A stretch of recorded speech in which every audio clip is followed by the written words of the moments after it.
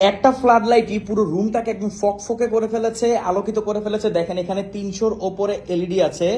Worm এবং কুল tone মিলে এই আলোটা ক্রিয়েট করেছে। দেখেন একদম ঝকঝকে সবকিছু আমরা দেখতে পাচ্ছি। এটা কিন্তু খুবই অসাধারণ একটা ফ্লাড লাইট। চলেনটার ব্যাপারে আপনাদেরকে বিস্তারিত জানাই। এই হচ্ছে ফ্লাড লাইটটি। দেখেন অনেক বেশি আলো দেয় এটা, গিয়ার আপের অসাধারণ একটা ফ্লাড লাইট। বাট এটার পেছনে আপনারা পাচ্ছেন একটা সোলার প্যানেল, যেটার মাধ্যমে আপনারা এটাকে চার্জ করতে পারবেন। অর্থাৎ সোলারেও এটা চার্জ হবে, যদিও সোলারে চার্জ হতে একটু সময় বেশি লাগবে।